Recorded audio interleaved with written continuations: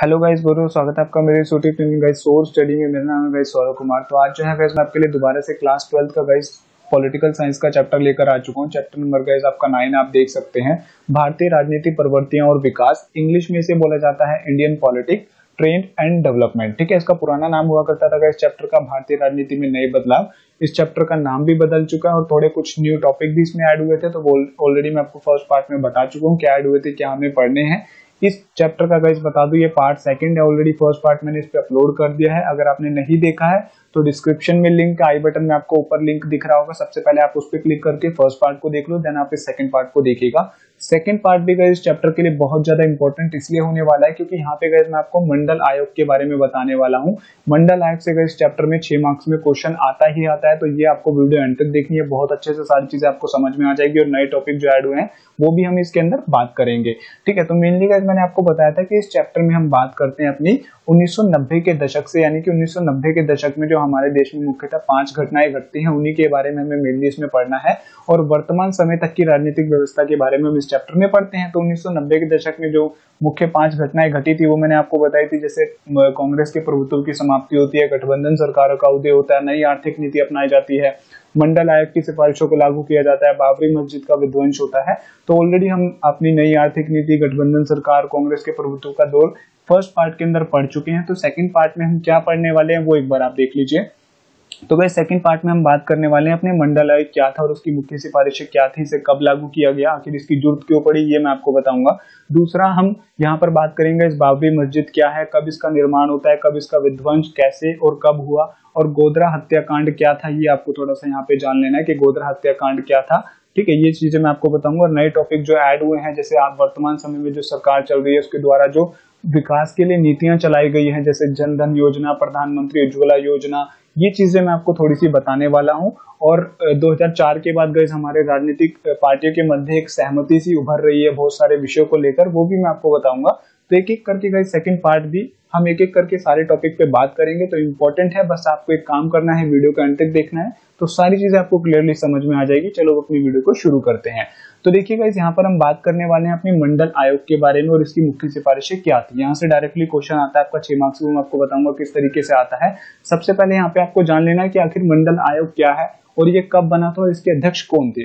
तो देखिए होता क्या है गाइस, जब जनता पार्टी की सरकार बनती है 1977 में, आपको पता है कि जो कि पहली गैर कांग्रेसी सरकार होती है। ठीक है, जो कि कांग्रेस के बाद किसी पार्टी को पहली बार लोकसभा में बहुमत मिलता है, वो कौन सी पार्टी होती है, एक जनता पार्टी होती है।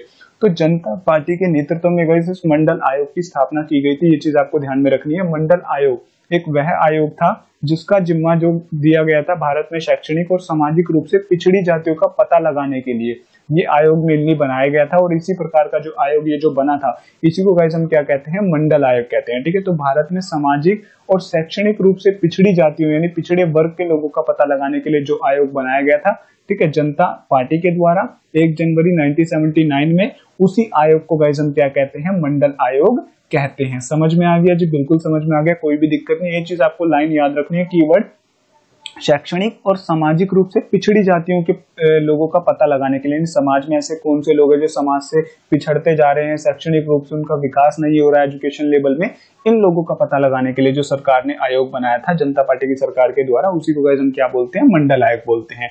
आखिर इसे मंडल आयोग इसलिए भी बोला जाता है क्योंकि जो उसके अध्यक्ष बने थे ना गाइस, वो बिंदेश्वरी प्रसाद मंडल थे। उनको शॉर्ट फॉर्म में बीपी मंडल के नाम से जाना जाता है। अगर आपसे कोई पूछे कि इस आयोग का नाम मंडल आयोग ही क्यों पड़ा, क्योंकि इस आयोग के जो अध्यक्ष बनाए गए थे वो बीपी मंडल अर्थात बिंदेश्वरी प्रसाद मंडल थे, जिस वजह से इस आयोग का नाम क्या पड़ गया, मंडल आयोग पड़ गया। तो यहाँ तक समझ में आ गया कि मंडल आयोग क्या है, क्यों बना और इसका नाम मंडल आयोग क्यों पड़ा। जी बिल्कुल समझ में आ गया, कोई भी दिक्कत नहीं है, आगे चलते हैं। तो देखिए आयोग ये मेनली क्यों बना था हम जान चुके हैं कि हमारे देश में शैक्षणिक रूप से और सामाजिक रूप से ऐसे कौन कौन से लोग हैं, ऐसी कौन कौन सी जातियां हैं जो काफी ज्यादा पिछड़ी हुई है, अर्थात वो सामाजिक रूप से उनका विकास नहीं हो पाया समाज में। ठीक है, तो इसका मेनली काम यही था कि देश में जो है वह शैक्षणिक और सामाजिक रूप से पिछड़े वर्ग के लोगों का पता लगाना, और इन वर्गों के लिए जो भी हमारे देश में शैक्षणिक रूप से सामाजिक रूप से पिछड़े हुए लोग हैं, जातियां हैं, उनके विकास किस तरीके से होता है, कौन कौन सी नीतियां हम बनाए कि उनका विकास हो सके, वो नीतियों का कार्यक्रम सुनिश्चित करना मेनली इसका ये काम था। ठीक है,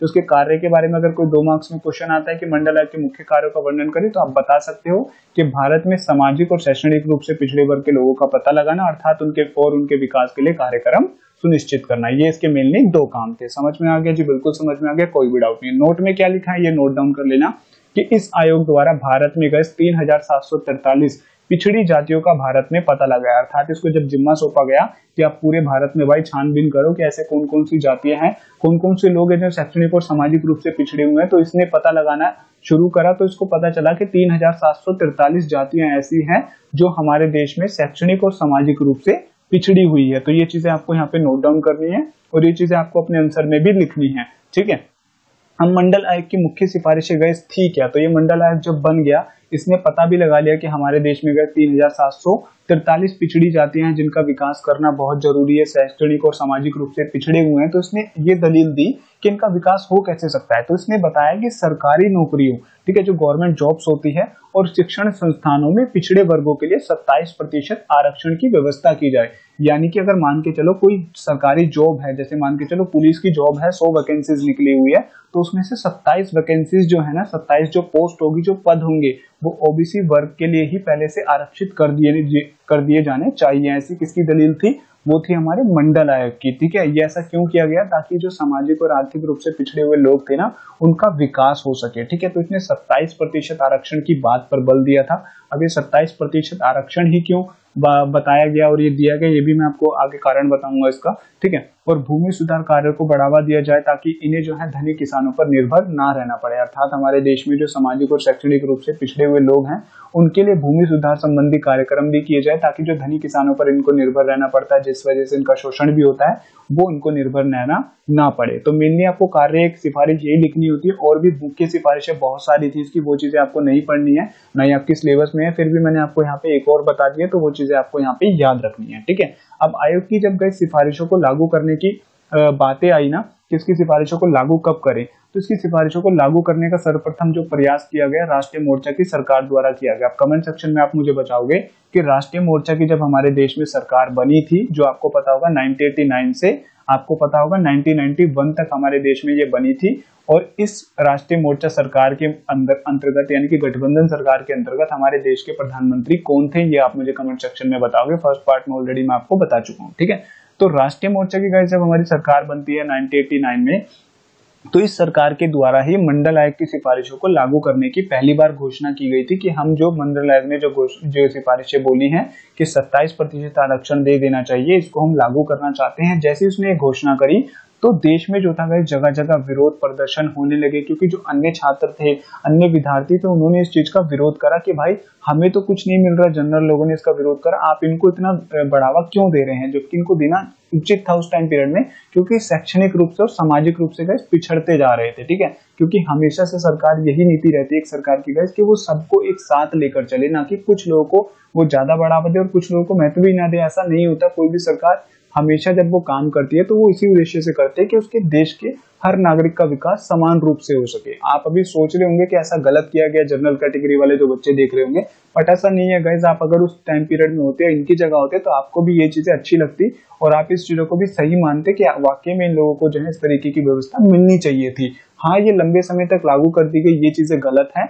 आखिर इनका विकास इतना हो चुका है कि अब ये कुछ कर सकते हैं, अब ये चीजें खत्म कर देनी चाहिए। इसके बारे में विवाद भी हुआ था कुछ टाइम पहले कि आरक्षण वाली व्यवस्था खत्म कर देनी चाहिए, बट ये खत्म अभी तक नहीं हुई है। आगे देखते हैं कि हो जाएगी, क्योंकि इसका मेन उद्देश्य ये था कि जो पिछड़ती हुई जातियां हैं इनको आगे करना, इनको जो है अपने साथ लेकर चलना अन्य लोगों के साथ। ठीक है, तो देश में जब विरोध प्रदर्शन होने लगे तो 207 विद्यार्थियों ने जो था लगभग अपने आप को जला लिया था, आत्मदाह कर लिया था उन्होंने। ठीक है, आप एक इमेज भी देख सकते हो, मैंने लगा रखी है यहाँ पे, किस तरीके से जो लोग हैं, छात्र हैं, वो इस चीज का विरोध कर रहे हैं। स्पेशली इसका विरोध जो था जनरल कैटेगरी के लोगों द्वारा किया गया था, क्योंकि उनको तो आपको पता है कोई भी आरक्षण नहीं मिलता है, कोई भी छूट नहीं मिलती है। ये चीजें आपको अभी इतनी पता नहीं चलेगी। आप जब कॉलेज में एडमिशन कराओगे, कहीं अच्छे लेवल पे आप जब अप्लाई करोगे ना, जब आप थोड़े थोड़े मार्क्स से रह जाते हो, तब वहां पे आपको इस चीज की अहमियत पता चलती है कि आरक्षण बहुत जरूरी है आज के टाइम पे।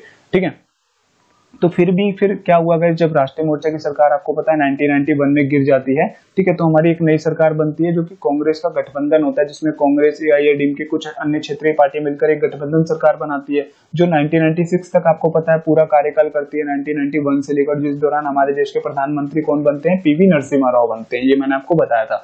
ठीक है, तो पीवी नरसिम्हा राव क्या करते हैं, जाति के आधार की बजाय, यानी कि जो जाति के आधार पर जो आरक्षण देने की बात थी, कि हम इतना आरक्षण देंगे। इन्होंने बोला कि नहीं, हम जो है भाई पिछड़ेपन के आधार पर आरक्षण देने की नीति अपनाएंगे। अर्थात इनका कहना ये था कि एक्चुअल में जो भारत में आर्थिक रूप से पिछड़े हुए लोग हैं, हम उनको आरक्षण देंगे, ना कि हम किसी जाति के आधार पर आरक्षण देंगे। ये बात किसने कही थी? तो पीवी नरसिम्हा राव की जो सरकार थी उसने कही थी। हालांकि इनकी बात को भी जो था नहीं माना गया था। ठीक है, तो इस फैसले को गए सर्वोच्च न्यायालय में चुनौती दी गई जब उन्होंने ऐसा बोला कि हम आर्थिक पिछड़ेपन के आधार पर 10% आरक्षण देंगे। तो ये व्यवस्था का भी विरोध किया गया हमारे देश में। ठीक है, और इसको जो था इस न्यायालय में चुनौती दी गई, न्यायालय में लेके जाएगा इस विवाद को, जिसे इंदिरा साहनी मुकदमे के नाम से जाना जाता है। 1 मार्क्स में यहाँ से क्वेश्चन आ सकता है कि इंदिरा साहनी मुकदमे के नाम से किस केस को जाना जाता है? तो मंडल आयोग के जब लागू करने की बारी आई थी तो उसके विरोध में जो विरोध प्रदर्शन होने लगे थे, तो उसी मुकदमे को गाइस हम क्या बोलते हैं? इंदिरा साहनी मुकदमे के नाम से हम जानते हैं। ठीक है, और 1992 में सर्वोच्च न्यायालय ने फैसला सुनाते हुए कहा कि सरकार 50% से अधिक आरक्षण किसी भी हालत में नहीं दे सकती है सरकारी नौकरियों में। इसीलिए पिछड़े वर्गों के लिए 27% आरक्षण की व्यवस्था की जाएगी और इससे ज्यादा जो है कोई भी हम आरक्षण नहीं दे सकते। आपको ऑलरेडी पता होगा कि हमारे देश में एससी और एसटी वर्ग के भी लोग हैं, यानी कि अनुसूचित जाति और अनुसूचित जनजाति वर्ग के भी लोग हैं। तो आपको पता होगा उनको भी ऑलरेडी आरक्षण दिया गया है सरकार की तरफ से। ठीक है, उसको जोड़ें और अपने 27% वाले आरक्षण को अगर हम 27 को भी जोड़ दें तो टोटल हमारा 50 का आंकड़ा बन जाता है। ठीक है, तो इसीलिए गाइस सरकार का, सर्वोच्च न्यायालय का कहना था कि हम जो है किसी भी कीमत पे 50% से आरक्षण नहीं दे सकते हैं किसी भी वर्ग को, क्योंकि ऑलरेडी हमारे देश में एससी और एसटी को आरक्षण दिया गया है। अगर उनके आरक्षण को जोड़ें और इनके आरक्षण को जोड़ें तो टोटल कितना हो जाएगा? 50 होता है। ठीक है, तो 50% आरक्षण हो जाता है। तो इसी वजह से गाइस क्या है, ओबीसी वर्ग के लिए 27% ही आरक्षण की व्यवस्था की गई थी। अब आप बहुत सारे दोस्त ये हमेशा सोचते होंगे कि आखिर 27% ही आरक्षण इनको देने की बात क्यों की गई थी? क्योंकि भाई सर्वोच्च न्यायालय का मानना यही था कि हमारे देश में एससी एसटी को भी आरक्षण मिला हुआ है। अगर हम ये आरक्षण 27 से ज्यादा दे देंगे तो अगर एससी एसटी के आरक्षण को हम जोड़े और इनके आरक्षण को जोड़ेंगे तो आरक्षण जो हमारे देश में 50% से अधिक हो जाएगा, जबकि हम ऐसा कभी भी नहीं कर सकते हैं। ठीक है, तो हमारे देश में 50% से अधिक आरक्षण किसी भी जातीय वर्ग के लोगों को नहीं दिया जा सकता, ऐसा सर्वोच्च न्यायालय का मानना था, क्योंकि इससे विवाद हो सकता है। इसी वजह से जो था गाइस ओबीसी वर्ग के लिए 27% आरक्षण की व्यवस्था ही की गई थी। ये है मेन रीजन कि इनको 27% आरक्षण ही क्यों दिया गया था। ठीक है, तो ये चीजें गाइस इस तरीके की कोई आपको डिटेल में नहीं बताता, ये चीजें थोड़ी सी आप याद रखा करो, क्योंकि एक्चुअल नॉलेज लेना यार बहुत इंपॉर्टेंट होता है। मार्क्स लाने, ये चीजें लाने इतनी इंपॉर्टेंट नहीं होती। कल को आप कहीं जाओगे, कोई आपसे पूछ लेगा घुमा फिरा के, क्या बताओगे, मुंह आपका लटक जाएगा। तो प्लीज यार थोड़ा सा इंटरेस्ट लेके पढ़ा करो, तब मजा आता है जब खोल के हम इस तरीके से पढ़ते हैं। आपको ये सुन के कितना अच्छा लगा, क्योंकि यूनिक चीजें मैंने आपको बताई। तो हमेशा मैं अपनी वीडियो में इस तरीके की यूनिक चीजें बताता हूँ जो आपको टीचर्स वगैरह नहीं बताते। यद्यपि वो एग्जाम में नहीं पूछे जाते, बट फिर भी आपकी नॉलेज को वो विस्तारित कर देते हैं। ठीक है, तो इस तरीके से थोड़ा डीपली भी पढ़ा करो ताकि आपको मजा आए, क्योंकि जब आप डीपली जाओगे तो आपको चीजें अच्छे से समझ में आएगी। ठीक है, आगे देखते हैं। तो 1993 में गाइस क्या हुआ, सर्वोच्च न्यायालय ने 1992 में फैसला सुनाया कि 50% से अधिक आरक्षण नहीं दिया जाएगा, इसलिए 27% आरक्षण ही हम दे सकते हैं। परिणाम स्वरूप गाइस क्या हुआ, 1993 में आरक्षण की इस व्यवस्था को पीवी नरसिम्हा राव की जो सरकार थी उसको जो था, उस सरकार के द्वारा जो था सरकारी संस्थानों में और सरकारी नौकरियों में जो था ओबीसी वर्ग के लिए 27% जो आरक्षण की व्यवस्था थी उसको हमारे देश में लागू कर दिया। तो 1993 में जो था हमारे आरक्षण की व्यवस्था ओबीसी वर्ग के लिए शुरू की गई थी और वर्तमान समय में भी ओबीसी वर्ग के लिए हमारे देश में प्रचलित है। ठीक है, तो ये है गाइस आपका मंडल आयोग, और मंडल आयोग की मुख्य सिफारिशें क्या थी और उसको किस तरीके से हमारे देश में लागू किया गया। ये चीज आई बिलीव आपको अच्छे से समझ में आ गई होगी। मंडल आयोग आपको याद रखना है, इसकी स्थापना कब होती है, इसके अध्यक्ष कौन होते हैं ये आपको याद रखना है, इसकी मुख्य सिफारिशें क्या थी ये आपको याद रखना है। यहाँ पे मुख्य सिफारिशों को लेकर क्वेश्चन आ जाते हैं। ठीक है, इसी के साथ साथ गाइस आपको ये याद रखना है कि इसने जब ये इसकी सिफारिशों को लागू किया गया तो सर्वोच्च न्यायालय ने क्या दलील दी थी और इस जो सिफारिशें थी इसको कब देश में लागू किया गया था। ठीक है, तो ये है गाइस आपका मंडल आयोग और उसकी मुख्य सिफारिशें क्या थी। डिटेल में सारी चीजें मैंने आपको बता दी है। आगे हम देखते हैं, क्वेश्चन यहाँ से डायरेक्टली यही आता है कि मंडल आयोग क्या था और उसकी मुख्य सिफारिशों का वर्णन करें। 6 मार्क्स में भी आ जाता है, 4 मार्क्स में भी आ जाता है, तो सारी चीजें आपको डिटेल में याद रखनी है। ठीक है, तो इस प्रकार का इस ओबीसी वर्ग का मुद्दा जो था भारतीय राजनीति में जब से 1993 में मुद्दा ये लागू की गई आरक्षण की व्यवस्था, तब जो था भारतीय राजनीति में ओबीसी वर्ग का मुद्दा आगे बढ़ने लगा और परिणाम स्वरूप कई राजनीतिक पार्टियों का गठन भी इस मुद्दे के आधार पर किया जाने लगा। आपको पता ही होगा जब भी हमारे देश में कोई विवाद होने लगता है तो उसी को आधार बनाते हुए बहुत सारी पार्टियां अपनी विचारधारा बनानी शुरू कर देती है, क्योंकि वो एक ज्वलंत मुद्दे होते हैं। तो उसके आधार पर कोई पार्टी अगर देश में बात करेगी तो सिंपल सी बात है, जनता उसके साथ अधिक जुड़ना पसंद करती है। तो इसी स्थिति का फायदा उठाते हुए जब देश में देखा ओबीसी वर्ग का मुद्दा ज्यादा देश में काफी ज्यादा उठ रहा है, ठीक है, गर्म है, तो इसी स्थिति का लाभ उठाते हुए बहुत सारी पार्टियों ने अपनी विचारधारा इसी मुद्दे के इर्द गिर्द बनानी शुरू करी। और परिणाम स्वरूप क्या हुआ, हमारे देश में बहुजन समाजवादी पार्टी की स्थापना की गई। कब की गई थी, तो 1984 में की गई थी, कांसीराम के नेतृत्व में की गई थी। आपको नाम यहाँ पे याद रखना है।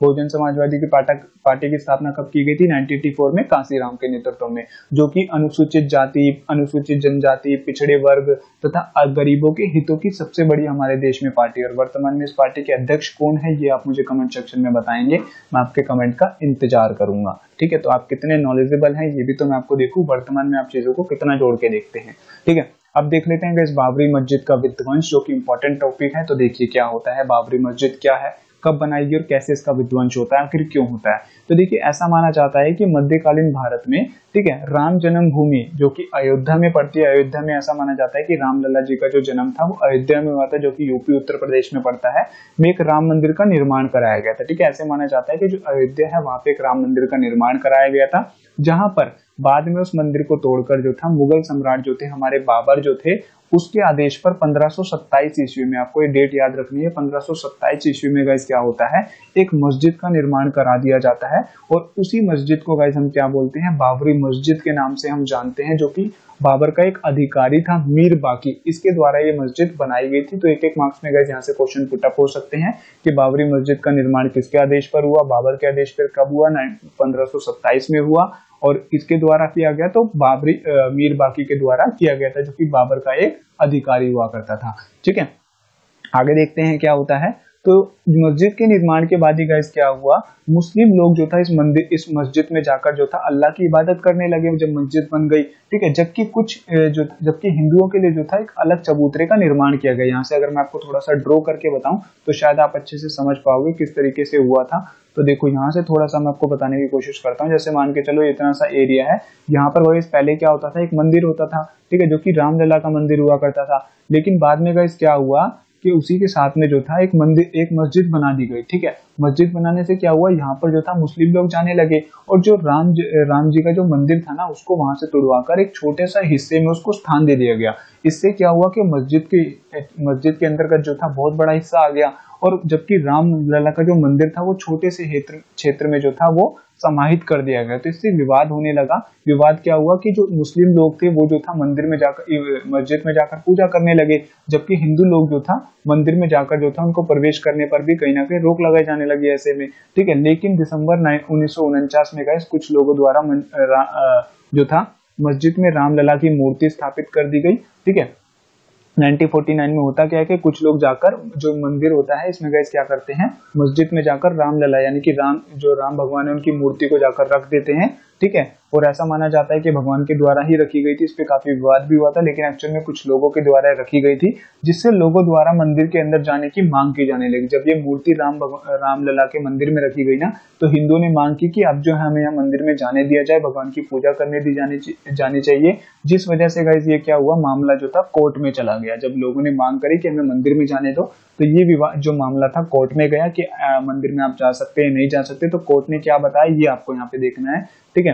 तो कोर्ट ने गाइस दोनों ही धर्मों के लोगों को अंदर जाने से मना कर दिया, क्योंकि उनके अनुसार गाइस यह एक विवादित मुद्दा बन चुका था। कौन सा, जबकि हिंदू भी अगर अंदर जा सकते हैं या आपके मुस्लिम भी अंदर जा सकते हैं, नहीं जा सकते। अगर दोनों साथ में जाएंगे तो कहीं ना कहीं हिंदू मुस्लिम में विवाद हो सकता है। तो इसीलिए गाइस कोर्ट ने ऐसा माना कि एक विवादित मुद्दा है, जिससे देश में बड़े स्तर पर गाइस व्यापक हिंसा और अव्यवस्था फैल सकती है। क्योंकि हमेशा से गाइस आपको पता है, इतिहास गवाह रहा है कि हिंदू मुस्लिम के जब दंगे हुए हैं तो बड़े ही व्यापक स्तर पे हुए हैं। तो इसी स्थिति को देखते हुए गाइस इस चीज को मना किया गया कि कोई भी जो है मंदिर में नहीं जा सकता है। और परिणाम स्वरूप गाइस क्या हुआ, जो मस्जिद थी उसमें ताला लगा दिया गया कि ना तो अब भाई हिंदू जाएंगे और ना इसमें मुस्लिम जाएंगे, ठीक है। तो आगे होता क्या है, जब मस्जिद में गाइस ताला लगा दिया जाता है तो 1990 के दशक में ही कुछ संगठन इकट्ठा होते हैं, जैसे विश्व हिंदू परिषद, ठीक है। आरएसएस आपको पता ही होगा, राष्ट्रीय स्वयंसेवक संघ, और बीजेपी पार्टी द्वारा जो था राम मंदिर को खुलवाने के लिए आवाज उठाई गई कि राम मंदिर पे जो ताला लगाया गया उसको खोला जाए और ये जो मंदिर है केवल हिंदुओं के लिए ही होना चाहिए। ठीक है, इस तरीके की इनकी मांग थी। किसकी? आरएसएस की थी, विश्व हिंदू परिषद की थी और बीजेपी पार्टी की थी। इसी उद्देश्य से गाइस क्या होता है, 1992 में देश में बीजेपी पार्टी के नेतृत्व में एक रथ यात्रा निकाली जाती है ताकि हम मंदिर को प्राप्त कर सके, वहां मंदिर बनवा सके। ठीक है, बीजेपी पार्टी 1992 में एक रथ यात्रा निकालती है और कार सेवा का आयोजन किया गया।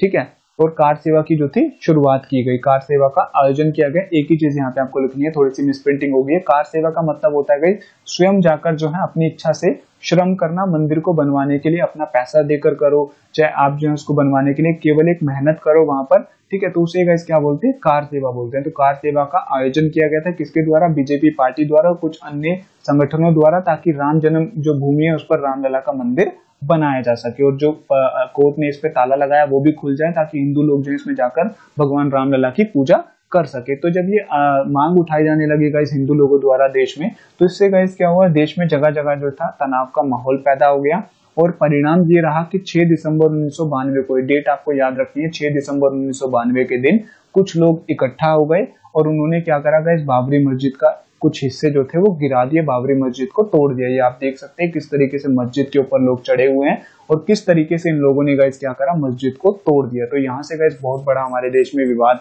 उत्पन्न हुआ जब मस्जिद के हिस्से को गिरा दिया गया। तो ये है गाइस आपका बाबरी मस्जिद का विध्वंस कैसे होता है।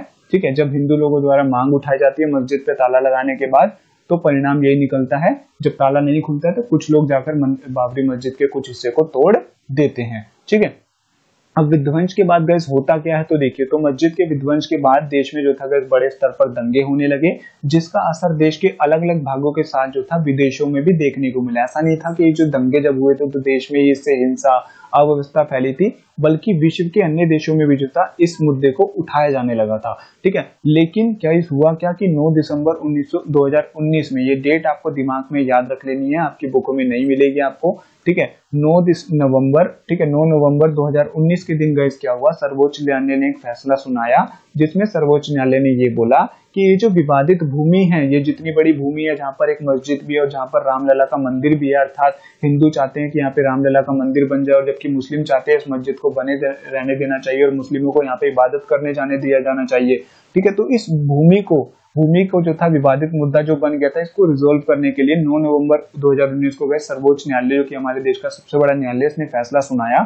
इसने बोला कि इस विवाद को कैसे रिजोल्व कर सकते हैं, तो इसने बोला कि 2.7 एकड़ भूमि पर हम क्या करेंगे, यहाँ पे रामलला का मंदिर बनवा देंगे जिससे हिंदू भी खुश हो जाए, उनको भी कोई परेशानी ना हो, और मुसलमानों के लिए भी हम क्या करेंगे कि 5 एकड़ भूमि हम जगह देंगे ताकि एक मस्जिद का निर्माण भी करवाया जा सके। और ऐसा किया गया। रामलला का मंदिर आपको पता है गाइस हमारे देश में बनना शुरू हो चुका है, 2.7 एकड़ भूमि पर यह बनाया जा रहा है, जबकि मस्जिद के निर्माण के लिए अलग से 5 एकड़ भूमि भी दी गई है। आपको पता है हमारे देश में सबसे बड़ा विवादित मुद्दा था जो कि आज तक कभी भी रिजोल्व नहीं हुआ था, और ये जो है केवल और केवल एक बीजेपी पार्टी के बदौलत ही हमारे देश में रिजोल्व हो पाया है। ठीक है, इसलिए बीजेपी पार्टी का लोग समर्थन करते हैं क्योंकि इसने हमारे देश में बहुत बड़े बड़े मुद्दों को रिजोल्व करा है, जैसे जम्मू कश्मीर का आर्टिकल 370 को इसने रिजोल्व करा है, राम मंदिर के भूमि को इन्होंने जो ये विवाद था इसको रिजोल्व करा। इस वजह से जो हमारी बीजेपी पार्टी है वो न केवल हमारे देश में बल्कि अन्य देशों में भी गाइस हमारे नरेंद्र मोदी की काफी चर्चाएं होती हैं। ठीक है,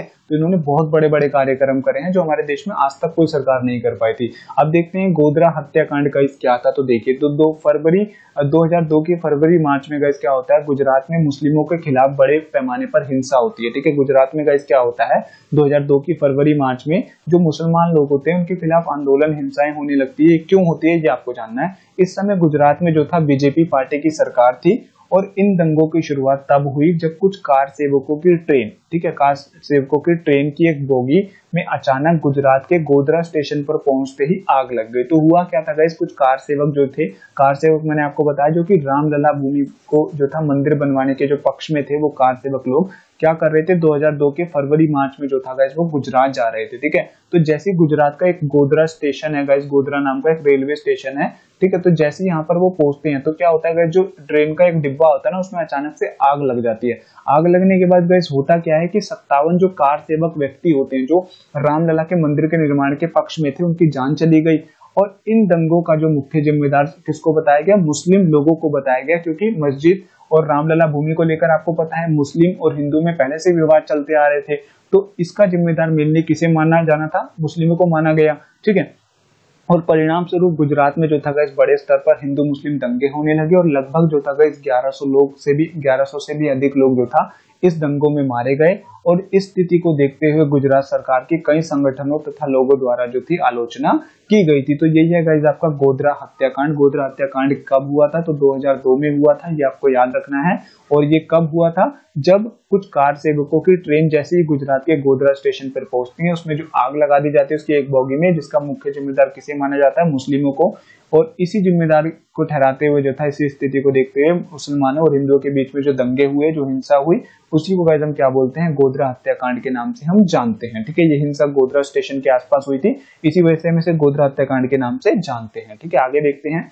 आगे गाइस आपको बात करनी है एक सहमति का उदय। ठीक है, ये आपकी बुक में आपको टॉपिक भी देखने को मिलेगा। अब इसमें क्या पढ़ना है तो वो देखिए। तो जैसे ही गाइस हम जानते हैं कि 1989 के बाद से गाइस हमारे भारतीय राजनीतिक व्यवस्था जो है काफी उथल पुथल का उसमें माहौल रहा है। बहुत सारी सरकार आपको पता है गाइस बनती है, बहुत सारी सरकार गिरती है, बहुत सारे हमारे देश में गाइस पार्टियां ऐसी आती है जो अपना शासनकाल नहीं पूरा कर पाती है, बहुत सारे प्रधानमंत्री ऐसे आते हैं जो हमारे देश में शासनकाल पूरा नहीं कर पाते। आपने देखा होगा कि जो हमारे अटल बिहारी वाजपेयी थे वो 3 बार प्रधानमंत्री बन चुके थे। ठीक है, और हमारे साथ ही साथ guys PV Narasimha Rao, VP Singh, बहुत सारे इंद्र कुमार गुर्जर, एचडी देवगौड़ा, ठीक है, बहुत सारे हमारे प्रधानमंत्री थे जो हमारे अपना पूरा शासनकाल पूरा नहीं कर पाए थे। तो इसी वजह से हमारे जो भारत की राजनीति थी उसमें गाइस अव्यवस्था का, उथल पुथल का दौर रहा। लेकिन गाइस इतनी सारी मुसीबतों के बाद भी हमारे देश में कुछ मुद्दे ऐसे शेष रह गए जिन पर सभी राजनीतिक पार्टियां जो थी एक सहमत हो चुकी थी, जिनका विवरण जो है कुछ इस प्रकार से निम्नलिखित है। यानी कि 1989 के बाद हमारे देश में यदि उथल पुथल का दौर था राजनीति में, लेकिन कुछ मुद्दे ऐसे थे फिर जहां पर हमारे सभी राजनीतिक दल जो था एक सहमति, अपनी एकजुटता दिखाना चाहते थे। तो वो मुद्दे कौन से थे वो यहाँ पे आपको जान लेने हैं। तो सबसे पहला गाइस आपका मुद्दा यही है कि नई आर्थिक नीति, सभी राजनीतिक दल चाहते हैं कि हमारे देश में जो है नई आर्थिक नीति को अप्लाई ही किया जाना चाहिए, उसको लागू ही रहने देना चाहिए, क्योंकि इससे देश का गाइस विकास होता है और देश बड़े व्यापक स्तर पर अपनी प्रगति कर रहा है। ठीक है, दूसरा है गाइस पिछड़ी जातियों का विकास करना। बहुत सारे राजनीतिक दलों के बीच में ये भी एकता है कि हमें जो है अपने पिछड़े वर्ग की जो जातियां उनका विकास करना चाहिए। इसी वजह से बहुत सारे राजनीतिक दल जो है शिक्षण संस्थानों में इनके आरक्षण के और उनकी सीटों के लिए गाइस मांग भी करते रहते हैं। और क्षेत्रीय दलों की भूमिका को समझना, ऐसा हुआ, ये ऐसा क्यों हुआ, क्योंकि गाइस आपको पता है जब 1989 से हमारी गठबंधन की सरकारें बनने लगी 2014 तक, तो ऐसे में आपको पता है जितने भी हमारे राजनीतिक दल थे, राष्ट्रीय राजनीतिक दल थे, उनको तो पूर्ण बहुमत मिल ही नहीं पा रहा था, अर्थात उनको जो था लोकसभा की आधी से अधिक सीटें नहीं मिल पा रही थी। तो ऐसे में गाइस क्या होता था, कुछ क्षेत्रीय दल मिलकर जो होता था उनको कुछ सीटें प्रदान करते थे, जिस वजह से उनकी सरकार जो होती थी वो बन पाती थी। तो इसी वजह से गाइस हमारे देश में जो था इन क्षेत्रीय दलों की भूमिका जो थी बढ़ गई और इनको जो था आज महत्व भी दिया जाता है, क्योंकि इनकी वजह से जो था हमारे देश में जो सरकारें बनी थी, गठबंधन की सरकार, उनमें इनकी काफी ज्यादा महत्वपूर्ण भूमिका रही थी। ठीक है, और विचारधारा की जगह कार्य के आधार पर गठबंधन की राजनीति को बढ़ावा देना, ये एक बहुत इंपॉर्टेंट टॉपिक है जिसपे हमारे बहुत सारे राजनीतिक दल आज एकजुट होकर काम करना चाहते हैं। इसका मतलब क्या है, इसका मतलब ये है कि चाहे मान के चलो 2 राजनीतिक दल हैं, बीजेपी है, ठीक है, ये बीजेपी है और ये आपकी बसपा है, यानी कि बहुजन समाजवादी पार्टी है। इसकी विचारधारा आपको पता है गाइस गरीबों पिछड़ी जातियों का विकास करना है। इसकी विचारधारा गाइस क्या है, सबका साथ सबका विकास करना है, हिंदुत्व की विचारधारा को बढ़ावा देना है। ठीक है, बीजेपी की ये विचारधारा है। और बहुजन समाजवादी की विचारधारा क्या है कि गरीबों का कल्याण करना है। तो आज के समय में गाइस राजनीतिक दलों का मानना ये है कि चाहे हमारे देश में राजनीतिक दल कितने भी हों, उनकी विचारधारा की कोई भी अलग अलग क्यों ना हो, हमें उस चीजों को भूलकर बल्कि हमें किस आधार पे काम एक साथ एकजुट हो जाना चाहिए, वो हमें कार्य के आधार पर एकजुट होने जाना चाहिए। अर्थात हमें ये सब नहीं देखना चाहिए कि एक तुम्हारी विचारधारा अलग है, हमारी विचारधारा अलग है तो हम मिलकर काम नहीं कर सकते हैं, बल्कि हमारा मेन लक्ष्य ये होना चाहिए कि देश का विकास, और उसी आधार पर जो है हम एक साथ मिलकर देश में काम करना चाहिए। ठीक है, तो एक सहमति के उदय वाले टॉपिक में आपको यही चीजें पढ़नी है कि 1989 के बाद यद्यपि हमारे भारतीय राजनीतिक व्यवस्था में उथल पुथल रही, लेकिन फिर भी गाइस क्या है, बहुत सारे मुद्दे ऐसे हैं जिन पर हमारे देश के राजनीतिक दल जो है एकजुट होकर काम करना चाहते हैं। ठीक है, तो विकास के विषय एवं अभिशासन, ये आपका न्यू टॉपिक है, ये आपको यहाँ पे याद रखना है। ठीक है, यहाँ से गाइस क्या पढ़ेंगे तो वो देख लेते हैं। यहाँ से हम बात करेंगे कि हमारे देश में 2014 के बाद जो भी सरकार आई उसके द्वारा कौन कौन सी योजनाएं लागू की गई, उसका मेन मोटिव अब क्या हो चुका है भारतीय राजनीतिक व्यवस्था का, वो यहाँ पे आपको देखना है। ठीक है, तो देखिए होता क्या है गाइस कि 2014 के बाद से भारतीय राजनीति में एक बड़ा बदलाव आ चुका है, आपको पता ही होगा। तो जहां पर पहले गाइस हमारे देश में गाइस क्या होता था कि जाति एवं धर्म के आधार पर भारत में राजनीति होती थी, तो वो जो था गाइस अब किस आधार पे होने लगी है, विकास और अभिशासन। विकास और अभिशासन की राजनीति जो है राजनीति का मुख्य आधार जो है बन चुका है। यानी कि हमारे देश में जो भारत में पहले जाति और धर्म के आधार पर बहुत सारे चुनाव लड़े जाते थे, आपने 11वीं क्लास में पढ़ा ही होगा कि भारतीय राजनीतिक व्यवस्था की क्या कमजोरियां हैं, ठीक है, टॉपिक भी आपने पढ़ा होगा। तो हमारे देश में जाति और धर्म के आधार पर जो था चुनाव होते थे, लेकिन आज के टाइम पे गाइस क्या हुआ है, हम जाति और धर्म को परे रखकर जो है सबका साथ और सबका विकास वाली नीति के आधार पर हम देश में राजनीति करना चाहते हैं, ठीक है। तो ये हमारी राजनीतिक व्यवस्था में बहुत बड़ा चेंजेस आया, जिस वजह से भारत काफी ज्यादा ग्रो भी कर रहा है। क्योंकि अगर जाति और धर्म के आधार पर गाइस हम अगर चुनाव लड़ेंगे, ठीक है, सत्ता में आने का प्रयास करेंगे, तो केवल हमारे संबंधी ही, आपको पता है कि भाई भतीजावाद, इन सारी चीजों को ही बढ़ावा मिलेगा। हमारे देश में एक्चुअल में विकास नहीं हो पाएगा, जैसे कि 2014 से पहले हुआ भी नहीं था इतनी मात्रा में जितना मात्रा में अब हो रहा है। तो मेन रीजन यही है गाइस, हमारे देश में आज विकास हो रहा है, वो इसलिए हो रहा है क्योंकि हमारे जो राजनीतिक जो चुनाव लड़ने की जो आधार था वो चेंज हो चुका है। अब हमारे देश में जो राजनीतिक दल चुनाव लड़ते हैं वो सबका साथ और सबका विकास के आधार पर चुनाव लड़ने का बात करते हैं। और उनका मेन मुख्य ये उद्देश्य यही होता है कि अगर आपने अच्छा करा है तो अगली बार हम सत्ता में आएंगे तो हम आपसे अच्छा करके दिखाएंगे। तो इस आधार पे हमारे देश में चुनाव लड़े जाते हैं, ठीक है। तो इसी उद्देश्य से सरकार का मुख्य लक्ष्य सबका साथ और सबका विकास हो चुका है। ये नारा किसने दिया था और कब दिया था, ये चीज भी आप मुझे कमेंट सेक्शन में बताओगे, ये भी मैं आपका इंतजार करूंगा, ठीक है। सबका साथ सबका विकास, ये किसकी विचारधारा और ये किसने कब दी थी, ये भी आप मुझे बताएंगे। और इस प्रकार एनडीए थर्ड, आपको पता ही होगा एनडीए थर्ड कब बनती है, 2014 में एनडीए थर्ड की सरकार आती है, जो कि एक गठबंधन है जिसमें बीजेपी सबसे बड़ी पार्टी है, ठीक है। कई सामाजिक आर्थिक कल्याणकारी योजनाएं इसके द्वारा चलाई गई ताकि जन सामान्य की पहुंच तक जो है, जन सामान्य तक यानी कि जनता तक जो है विकास और अभिशासन मिल सके। यानी कि हर जनता का जो हमारे देश में हर वर्ग का जो है कल्याण हो सके, हर वर्ग का जो है विकास हो सके। इसी उद्देश्य से कैसे हमारी एनडीए थर्ड बनती है, नरेंद्र मोदी हमारे देश के प्रधानमंत्री बनते हैं, ठीक है, 16वीं लोकसभा के चुनाव के दौरान। तो इसी वजह से कैसे हमारे देश में क्या होता है, बहुत सारी योजनाएं चलाई जाती है ताकि सबका विकास एक साथ हो सके, ठीक है। तो अब बहुत सारी योजनाएं कौन कौन सी चलाई गई थी ये थोड़ा सा मैं आपको बता देता हूँ। हम डिटेल में नहीं जाएंगे, नहीं तो ऐसे कोई क्वेश्चन आएगा। जैसे प्रधानमंत्री उज्ज्वला योजना चलाई गई जो कि 2016 में चलाई गई थी, आपको याद ही होगा गाइस, ठीक है। इसका मेन मोटिव क्या था, तो इसका मेन मोटिव यही था गाइस कि हमारे देश में जो भी स्त्रियां हैं जिनके पास गैस चूल्हे नहीं है उनको मुफ्त में गैस चूल्हे प्रदान करना, ठीक है। स्वच्छ भारत अभियान की योजना 2014 में चलाई गई, आपको पता ही होगा। इससे गाइस क्या हुआ परिणाम कि हमारे देश में जहां पर वॉशरूम शौचालय नहीं हुआ करते थे वहां पर वॉशरूम शौचालय की व्यवस्था की गई ताकि गंदगी को हम दूर कर सके। प्रधानमंत्री जन धन योजना चलाई गई और बेटी बचाओ बेटी पढ़ाओ वाली योजना भी चलाई गई थी 2015 में। इसका मेन मोटिव ये था कि भारत में जो स्त्रियां हैं, जो लड़कियां, उनको अधिक से अधिक पढ़ाया जा सके। क्योंकि पहले के टाइम पे होता क्या था कि हमारे देश में लड़कियों को पढ़ाया नहीं जाता था, कम उम्र में ही शादी कर दी जाती थी ताकि आज के समय में वे लड़कियां पढ़ सके, ठीक है, वो सशक्त बन सके, उनका जो सामाजिक शोषण होता है समाज में उनसे वो बच सके। इसी उद्देश्य से ये योजना चलाई गई थी, बेटी पढ़ाओ बेटी बचाओ और बेटी पढ़ाओ, ठीक है। और आयुष्मान भारत योजना चलाई गई है आपकी 2018 में चलाई गई थी। इसके अंतर्गत क्या हुआ, आयुष्मान योजना के अंतर्गत कि जिनके पास भी बीपीएल कार्ड है, यानी कि जिनके पास भी गैस आपको पता होगा राशन कार्ड है, ठीक है, उन खाता धारकों को जो है गैस 5 लाख रुपए का एक स्वास्थ्य बीमा प्रदान किया गया है आयुष्मान योजना के अंतर्गत, ठीक है। ये योजना भी जो है ना भारत के कुछ ही राज्यों में आज के टाइम पे लागू है, दिल्ली में लागू नहीं है आयुष्मान योजना। ये चीज आपको थोड़ी सी यहाँ पे याद रखनी है। इसके अंतर्गत गैस क्या है कि 5 लाख रुपए का जो स्वास्थ्य बीमा दिया गया है, बीपीएल जो कार्ड धारक है वो अपना किसी भी कहीं पे भी हॉस्पिटल में जो है फ्री में इलाज करा सकते हैं 5 लाख रुपए तक का, ठीक है। तो इसमें आपको यही समझना है कि 2014 के बाद से हमारी राजनीतिक व्यवस्था में सबसे बड़ा चेंजेस क्या आया है कि जो हमारे देश में जाति धर्म के आधार पर राजनीति होती थी अब वो नहीं होती। अब सबका साथ सबका विकास के आधार पर हमारे देश में चुनाव लड़े जाते हैं और सभी राजनीतिक दल जो है एक दूसरे से अच्छा काम करके दिखाना चाहते हैं। यही हमारा सबसे बड़ी आज के टाइम पे राजनीतिक व्यवस्था की नीति बन चुकी है, ठीक है। तो सेकंड पार्ट में गैस हमने यही पढ़ा, मंडल आयोग आपका मोस्ट इंपॉर्टेंट टॉपिक है जो आपको याद रखना है, ठीक है। इसी के साथ साथ गैस हमने बाबरी मस्जिद का विध्वंस देखा और हमने न्यू टॉपिक देखे जो हमारे ऐड हो चुके थे, वो चीजें आपको यहाँ पे याद रखनी है। मंडल आयोग से बहुत बार क्वेश्चन आते हैं, तो हमारा चैप्टर कंप्लीट हो चुका है। कहीं पे भी गैस आपको डाउट होगा तो आप मुझसे पूछ सकते हो। वीडियो कैसी लगी तो प्लीज यार कमेंट करके बता दिया करो, ज्यादा से ज्यादा दोस्तों को शेयर कर देना ताकि उनको भी गैस इस तरीके की एक्चुअल में नॉलेज मिल सके। तो मिलेंगे अपनी नेक्स्ट वीडियो में, तब तक के लिए gas thank you for watching my video.